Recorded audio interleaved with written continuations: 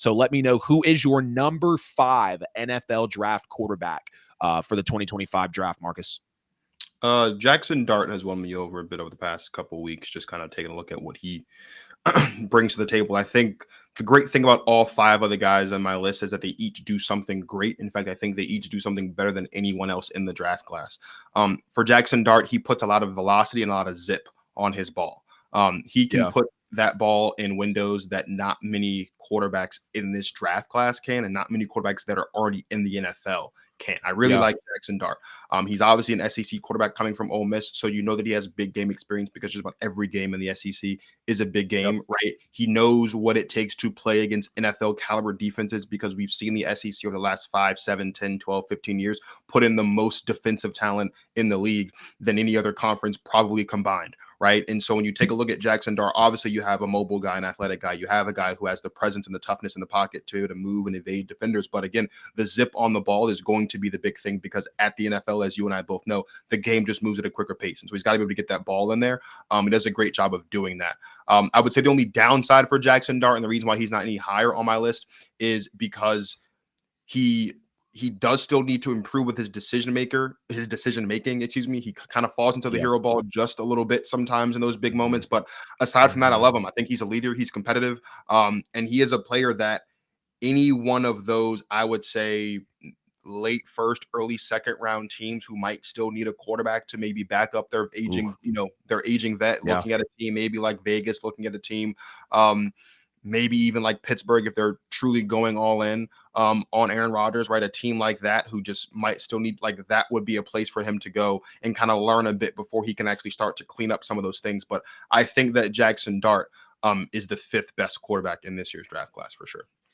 As do I. It's close because I kind of lump Jackson Dart in with a Jalen Milroe, with a Riley Leonard, like mostly mobile quarterback. If you ask them to beat you with their arm over longer stretches of the game, you're going to start seeing their weaknesses. So I'm going to have Jackson Dart at number 5 as well. 4,300 yards passing, 29 touchdowns, 6 interceptions, 4th in QBR, 69% completion. So a very accurate quarterback. He's actually just the 4th quarterback in SEC history to surpass 12,000 yards of total offense, which is saying a lot because we've had a lot of really solid quarterbacks come through the SEC. He's improved every year in college. You can take a look at his tape, take a look at his numbers, and it shows you that he consistently puts the ball, in really tight, kind of almost perfect spots for his receivers to maximize their yards after catch, forcing defenses to really account for his legs on every snap with pretty good improv skills as well. And I think he really thrives in the up-tempo, get up and go situations. Let's maybe call some no huddle, like really get this high passing style type of offense going. He's a pretty solid RPO quarterback, and I think that's the best way to sum him up, is he is a solid RPO quarterback. I'm not going to rely on him to beat me with his arm. I don't think he's a special quarterback by any means. And you say a late first round, maybe early second round pick. I've got this guy as a day 2 pick more than likely. Maybe anytime in the second round, probably a third round pick for me, but we'll see how it plays out there. His processing for defensive looks, quickly can start to come around at certain points. And then, he's able to deliver decisive throws in rhythm as well. Sometimes he does bail on clean pockets a little too early, being that it kind of feels like he's a natural runner of the football. I don't think he's a very complete pocket passer right now. He can get a little erratic when he throws the deep ball. And then when you force him into obvious passing downs against those higher caliber defenses, his production can dip away for sure. And again, when you force him to be a drop back, beat me with your arm passer for lengthy stretches of the game, his production is going to wear as well. But the style of offense that he was in with Ole Miss, that really tempo-based one-read system, kind of masked some of the limitations for Jackson Dart. But NFL defenses are going to force him to process info a lot more quickly, make those full field reads, have those 5, 6, 7-step drops, be able to deal with an edge rusher coming right into your face. And, he might need to sit and develop behind someone, I think, to become a pure passer is really what I'm seeing here. If I had to give a comp for him, I feel like I'm leaning between like a Bryce Young, maybe Ryan Tannehill style quarterback. I believe Tannehill was a better passer of the football, and even Bryce Young coming out as well. But when you look at the stature, look at the play style, it just really what it screams to me there. Who you have at number 4 for these top 5 NFL draft QBs? Real quick for 4, I'm glad you talked about your player comp, because I was going to say, I think if we're going a ceiling floor situation for Jackson Dart, I think his floor is New York Jets Sam Darnold. Sam Darnold was very panicky with the football, kind of panicked a bit, especially down the stretch of tight games. We've seen Jackson Dart do that a little bit more. I think his floor is New York Jets Sam Darnold. I think his ceiling is what we've been seeing from Baker Mayfield these past couple seasons in Tampa Bay. Like, I think that's how good Jackson Dart can be, right? Like Right. when I think about Jackson Dart and I think about Baker Mayfield, obviously you talk about what they can do as quarterback, but also personality wise, they're very fiery. They're passionate, they're leaders. And when they get going and the offense is really rolling and you get into the no huddle style, that's when they're usually at their best. So if Yep. Jackson Dart can be drafted into a situation where you do have that heavy RPO offense, like you said, because he is an RPO guy, very solid in RPO, but also has that little bit of no huddle in there as well, I think he can excel in a Baker Mayfield type role in that situation. So I 100% Yep. agree with you there. At number 4, and this one between this one and who I have at number 3 was really, really tough for me. I went back and forth, but I think I have Jalen Milrow as the 4th best quarterback in this year's draft class. Again, I think that there is one thing that all 5 of these guys that I have in my top 5 do that's better than anyone else, and I think there is no one better at making something out of nothing than Jalen Milrow. We've seen that Mhm. a lot. I think back to the game in 2023. I believe it was against Texas A&M when Alabama won 26-20 and was a come from behind victory. That was really what when we saw Jalen Milrow kind of have like his big when he really burst onto the scene and show like this is a guy who you can draft and he can be a franchise guy. Like he has a lot of those intangibles that you like to see. And I like Jalen Milrow. I think obviously there's a lot of questions about things he can improve on. His pocket awareness isn't that great. His decision For making sure. not that great. He's very great throwing Right. the football down the field, not so much in the short to intermediate range. He's obviously going to want to work on that, or else defenses are going to feast on him. And Yep. he's not that great with going through his reads. Kind of like what you said Right. about Jackson Dart with being a natural runner of the football. I do think that Jalen Milrow kind of bails on his progressions a bit too quickly just to For go and get a sure. couple extra yards on the ground, which is fine in moments, right? But you still want to be able to throw the football. You still want to be able to prove that you are a dual threat and can both pass and run the ball. And if Yep. we're talking True player dual threat. comparisons, if I think about a player comparison for Jalen Milrow, I think about Chicago Bears Justin Fields would be his floor, and I think if Yeah. he drafted in the right situation with the right piece around him, I honestly believe that Jalen Milrow's ceiling is what we're seeing from Jalen Hurts right now in Philly. Like if Jalen Milrow Wow. gets into a position where he can sit for a couple years behind the right guy and learn a little Yeah. bit, maybe go wherever Russell Wilson ends up, kind of, I think is another loose comparison for here. And they really build that team in a way that would best benefit him with receivers and an offensive line and a running back, and the defense is really solid. And he can just go out and you cut the field in half and you do a little RPO and you have a little bit of, QB design runs and things of that nature. You can still get his stuff off that way.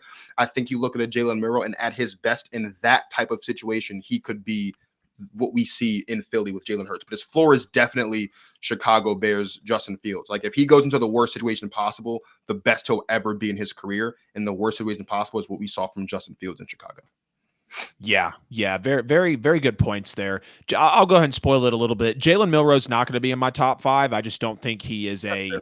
it's kind of why I had Dart, Milrow, Leonard all in the same category. None of them are really pure Sure. passers of the football. They're big time competitors. They'll really carve you up with their legs, but when it comes to going through your reads, making good decisions, I don't see that on the tape. The numbers might show it, but I don't see it on the tape when it really matters. Number 4, I'm going to have Kyle McCord, a quarterback out of Syracuse. Obviously, he started at Ohio State for a couple years as well. 4,800 yards passing, 34 touchdowns, 12 interceptions, 66% completion. He was 14th in QBR. He actually set ACC records for almost 4,800 yards passing, 47.79 exactly, broke Deshaun Watson's record, and he actually set the ACC record for touchdown passes as well with 34. And this guy does have quick release. He does have solid mechanics. I feel like he has some kind of advanced pre-snap recognition, which allows him to diagnose coverages, which is very, very vital in the NFL.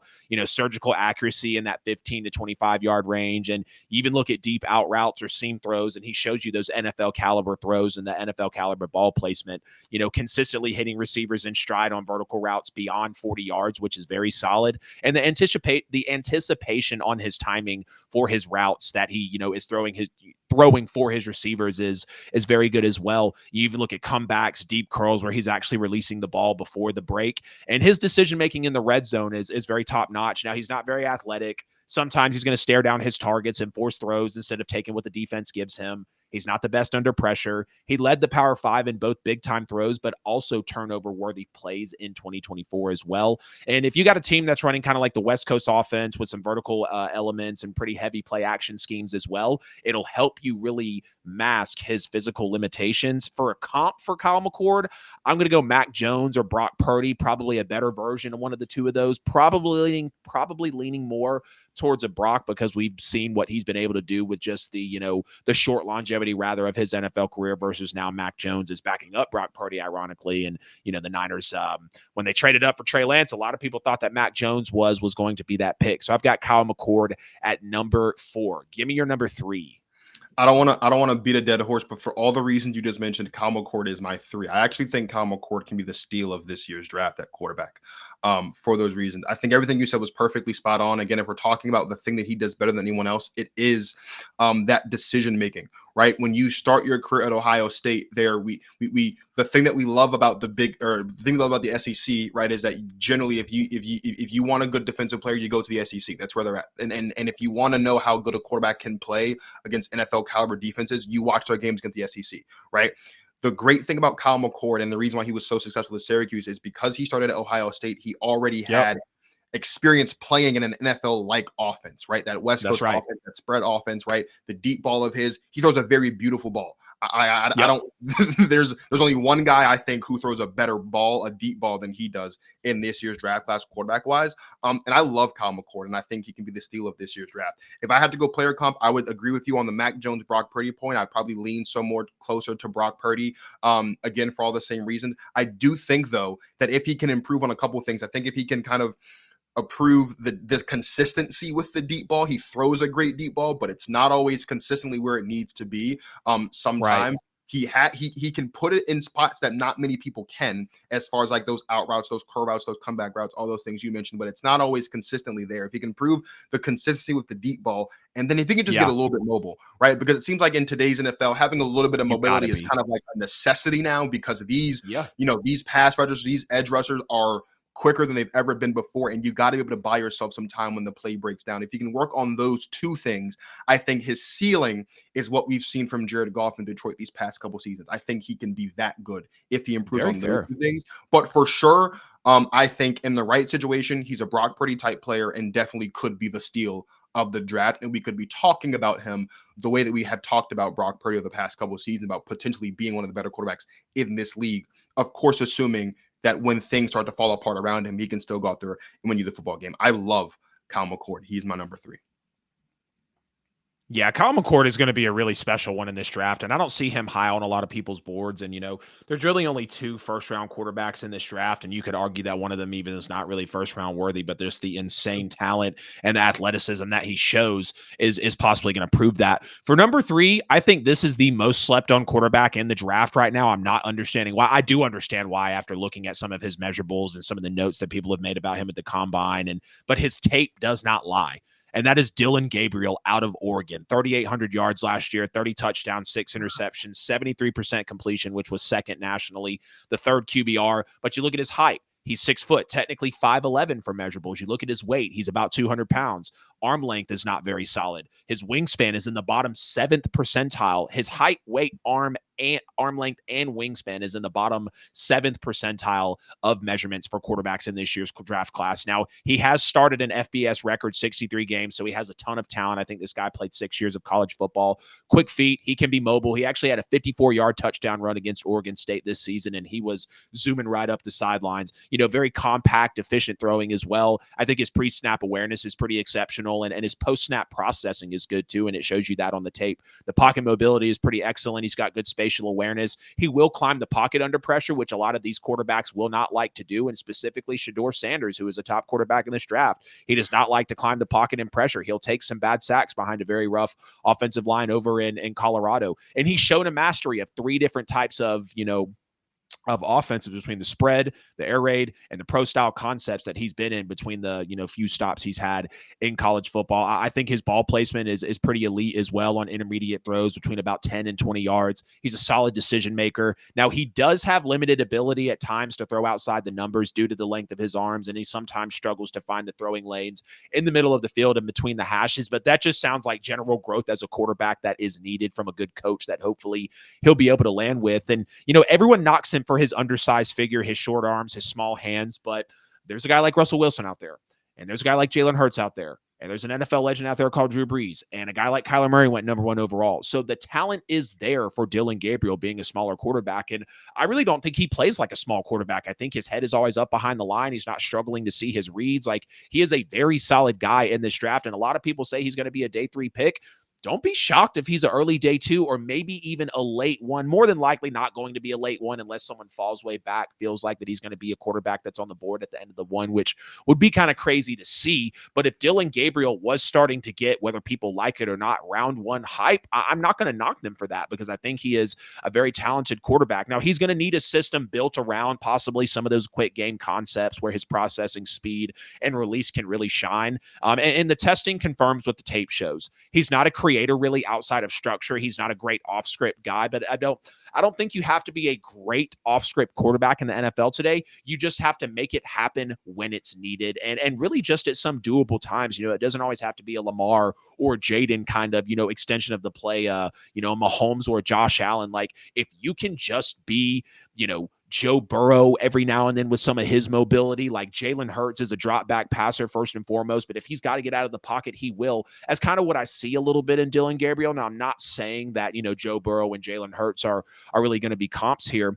But his pocket movement skills are more than adequate for working within, plenty of schemes in the NFL. But it's really going to be a timing based offense, play action, design rollouts to create those throwing lanes to really maximize his strengths, because again, he is 5'11", 6 foot technically, and protecting him from his physical limitations that everybody is roaring about. That's why he's like the number 9, number 10 quarterback to some people in this draft.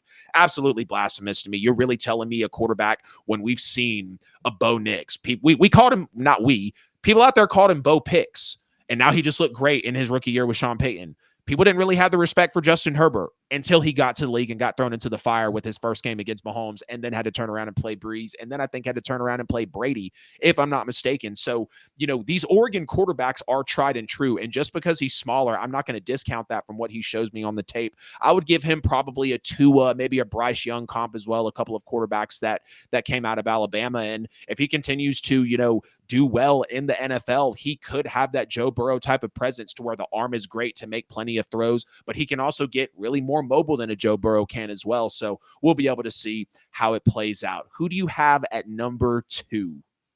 I love the love for Dillon Gabriel there. He was 6th on my list, and it was really hard to leave him off. But at number 2, I have Cam Ward. Cam Ward has the best arm in this draft. He has the strongest arm. His arm is the most NFL ready. And I love Cam, and I think Cam is great. I know there was a lot of questions about his ability to lead and all that other stuff because he decided to sit out of the second half of the bowl game Miami had. That's I don't care about none of that. Miss me with all that. Right. I do have some concerns. He has a strong arm, but the deep ball is not as accurate as it could be, or as accurate as it should be. He can get it down there, but it's not always accurate. He'll need to work on that. He'll also need to work on his processing speed. He has a very quick release, but he doesn't get through his progressions quick enough. And in the NFL, he's going to have to speed that process up just a little bit. I think he sticks on 1 or 2 reads a little bit too long. It almost seems like when he comes up to the line of scrimmage, based on what the play is and maybe a couple of pre-snap adjustments, whoever he decides he's throwing the ball to, there's nothing that you can say unless it's just triple coverage or something that will get him off of that read. And so he'll need to work on that a little bit more, because that will be his undoing very quickly at the next level in the NFL, just being able to get through all those reads quickly and do so efficiently. The only other thing for me that gives me a little bit of concern is, yes, he is mobile and he can get out of the pocket, but his footwork in the pocket is not that great. Yeah. Like, if you give him if it's a design run, if it's an RPO, if it's a read option, something like that, he's fine. But just being able to move and evade, step up in the pocket, step back in the pocket, left, right, it's not all there. And that is something he's going to have to work on, because, again, like I said, these edge rushers and these pass rushers are faster than they've ever been, and he's going to have the quickness and the ability to do that. We've seen him be able to throw the off-platform throws outside of the pocket. He's going to have to figure out a way to try to bring that inside of the pocket as well, because of those things are going to be more prevalent at the next level. If I had to give him a comp, I would say at his very best, he could be Deshaun Watson before injury. Similar build, similar arm strength. Deshaun Watson also had the best arm in his class as well. Coming out when he was drafted by Houston. And again, similar question with Deshaun Watson as well coming out was, does he have the footwork necessary to maneuver inside the pocket? I think Cam Ward at his best can be pre-injury Deshaun Watson, specifically in Houston. If Cam Ward is just an average guy, he's Geno Smith. And I don't think there's anything wrong with that if he's the Geno Smith we saw in Seattle, not the first version of Geno Smith that we saw. But I think that that there's a lot of people who are going to say that Cam Ward is the best quarterback in this draft because he's bigger. He's more. When you think of an NFL quarterback, he has that build a little bit more compared to Shedeur.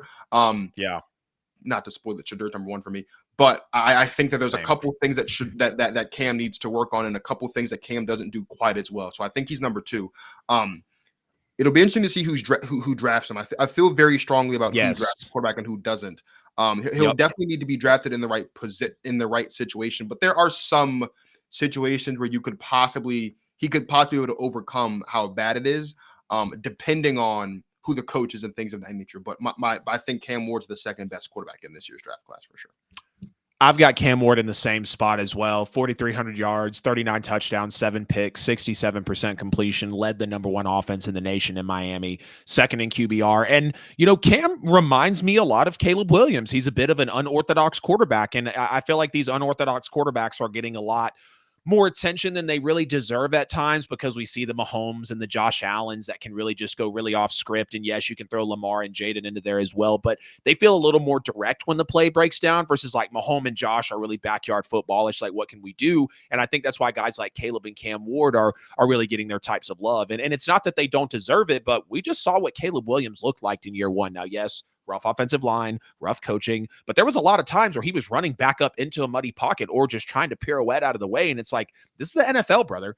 Ask Joe Burrow. He had to learn early in his rookie year after coming off the Heisman season, like, this is what the NFL is about, and it's going to change you as a quarterback. And I think Cam Ward is going to see a lot of those similar things. He thrives in the medium to long throws. He could be better on throws about 40-plus yards down the field, and that's a hard throw as it is. I don't care who you are tossing the football out there. And, sometimes he doesn't have that discipline to take the short throws, and what the defense gives him as a play develops. His ball security is a little concerning when extending plays. He had 8 fumbles in 2024. His mechanics and his footwork, to me, the foundation of a quarterback is your mechanics and your footwork. That is why he's number 2 on my list. He's consistently throwing with a sidearm motion. He holds the ball low. He often misaligns his hips and feet when he's throwing. And as a result, the ball placement can be erratic. It can be kind of crazy, but his arm is very quick. He's got a whip for an arm. He gets the ball out with great velocity as well. Sometimes he relies too much on his arm talent. And when you talk about the hips and the feet not aligning, he makes some of the throws that maybe nobody in the league can make right now besides some of the best quarterbacks, and certainly throws that only he was making in this college football season. But with that comes some of the erratic throws as well, which can turn into turnovers, which can turn into losses and stress on your defense and even your offense as well. Now, I do think he reads and progresses the field well and is still growing on more complex coverages, but I don't recall a college quarterback, maybe outside of a CJ Stroud or a Joe Burrow, that was really reading defenses at a high level coming straight out of college, complex blitz packages, watching the safeties roll over the top, being able to move the safeties with their eyes, because there's even NFL quarterbacks today that struggle with that. And I think Cam Ward can really grow in that area as well. Now, he's a confident as hell thrower in all situations and coverages, right? Like, even though his play style is a little chaotic in nature, he's actually graded highly in almost every stable category, according to PFF. Great improvisational athlete. He's not a Jaden. He's not a Lamar. He's not a Kyler type of runner. Cam Ward, ironically, ran a 4.87 at the combine, about the same as what I think Kyle McCord ran at, actually, if I'm not mistaken. Or no, maybe it was Jackson Dart that ran about the same combine time. And, they both seem a little, quick in similarity and in some of those, same aspects. But very good pocket presence, very good pocket awareness, an insanely clutch quarterback as well in Cam Ward, as we saw multiple double-digit deficit comebacks, just and with those wins, despite having a bad defense against a, against a Cal, there was the Georgia Tech game, there was the Syracuse game. I mean, there were multiple games where he was just having to will this team back in and winning at the last moment, winning on final plays. And it was really crazy to see, at times. But he is the prototype of the modern NFL quarterback at the end of the day. And I think if we're talking about comps, they're just going to come out and say it. I think it could be a Josh Allen. I think it could be a Patrick Mahomes type of quarterback if he lands with the right coach to get the mechanics and to get the fundamentals right, because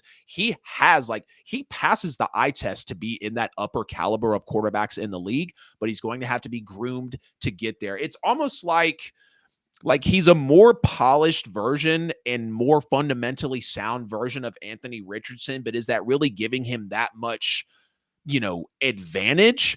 Because he still needs to tighten up some of his, fundamental aspects of the game. Now, we know Anthony Richardson was not a very solid passer of the football. He was a freak athlete. He could get good off script, but he was not nearly the level of, how polished Cam Ward is right now. But Cam Ward still has some steps to go in this league, and more than likely being the number one overall pick from what I've seen from a lot of boards, even though I've got Shedeur as one, just like you said as well. It's going to be interesting to see who drafts them, and interesting to see who drafts any of these quarterbacks, especially with Shedeur being behind an awful offensive line, taking 52 sacks last year after getting the hell beat out of him the year before in his first year in Colorado. So I know you've got Shedeur at one. Give me your reasons there, and then I'll really just piggyback off of it for you. It sounds like we had a pretty similar quarterback list here.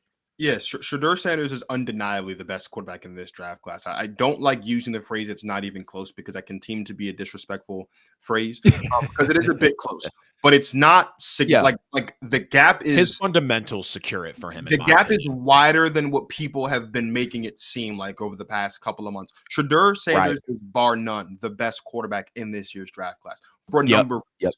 First of all, he's the most accurate quarterback in this year's draft class. And I know that a lot of people like to bust his chops and talk about, he did a lot of check downs in the nature, but let's not forget, he was playing behind, of all these guys that we've ranked, between the two of us and other guys that you might see, he had the worst offensive line of all these guys by far.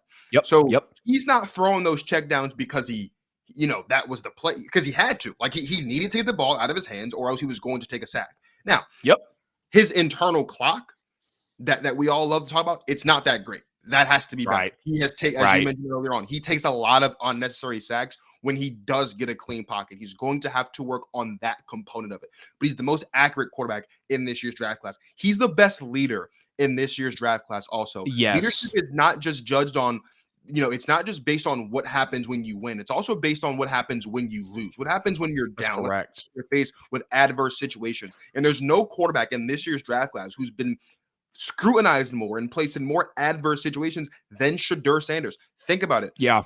Obviously, the starting quarterback at Jackson State with Deion when he first gets to college, right? And that was a whole thing. And then Deion leaves and he brings him with him, and Deion makes it perfectly clear, this is your starting quarterback. He doesn't need to work for the job. This is who he is. And there's a lot of judgment about, well, can Shedeur Sanders be a Power 5 quarterback? Can he be effective as a Power 5 quarterback? And what we saw in Shedeur's debut game against the runner-up TCU Horned Frogs in 2023 is he put on what I would say, by my estimation, is the best game of his collegiate career up to that point, and probably is still the best game of his collegiate career. I believe he had 510 passing yards. He had 3 touchdowns. It was a comeback win. He put the ball exactly where it needed to be, made a lot of big-time throws and big-time moments. There's no better leader at the quarterback position in this year's draft class than Shedeur Sanders. Again, I think there's things he needs to work on, but if I had to compare him to someone in the NFL right now, I would say that he, at his best, could be a more mobile Joe Burrow. Joe Burrow is an exceptional leader. He's great pre-snap.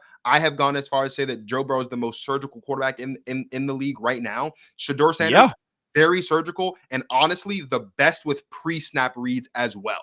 Like, there's not a lot of guys that are making those pre-snap adjustments at the level that we have seen him do that consistently. It obviously a lot through the fact that he has a very close relationship with the GOAT, Tom Brady. At his worst, if Shedeur Sanders right now is a quarterback, this is his final product with no improvements made at all, he's still Dak Prescott in this league, which I think is still fine, because we're talking about a top 15, top 12, in my opinion, quarterback when healthy in this league. You might need to put a little bit more around him to kind of heighten your chances of winning. But Shedeur Sanders is bar none the best quarterback in this draft. He's the best leader. He's the most surgical. He's the most accurate. And anyone who doesn't think that is just choosing to hate on him because of the name on the back of his jersey. If you strip the name off the back of his jersey and you just watch the tape tells you without a shadow of a doubt, Shedeur Sanders is the best quarterback in this year's draft, 100%.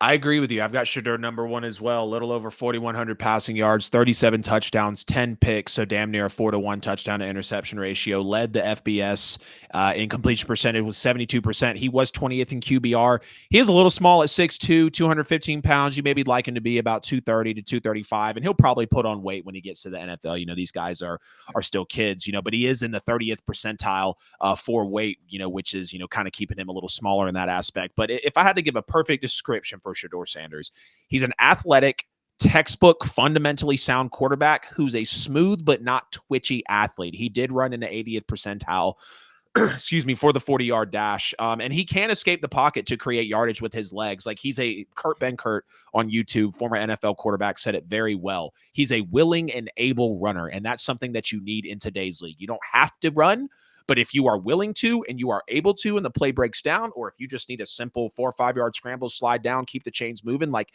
that is very valuable in today's National Football League. He's insanely accurate in the short and medium range throws. He's good on timing routes as well and even throwing people open. Now, his downfalls, he does sometimes hold the ball too long, and when a play is developing, he'll run backward, take sacks, drift backward under pressure instead of climbing in the pocket, like I said earlier. And he's got to improve on his recognition and response time against the sophisticated blitz packages and really the exotic looks that he'll get in the secondary as safeties and corners like to roll over. And again, that's a lot to ask of an NFL quarterback. I said, off the top of my head, CJ Stroud and Joe Burrow out of recent memory are the only couple that I've seen that like day one, they are in there and they were doing it in college, right? And then they understand it. And when you think of the programs they were in, Joe Burrow for LSU, CJ Stroud for Ohio State, you're going to see those types of looks because you're going to be in the big types of games that make you exercise those types of skills. His mechanics and accuracy, even with chaos around him, are maintained, which is very good, very solid pre-snap adjustments. And he rarely puts the ball in harm's way for his college career,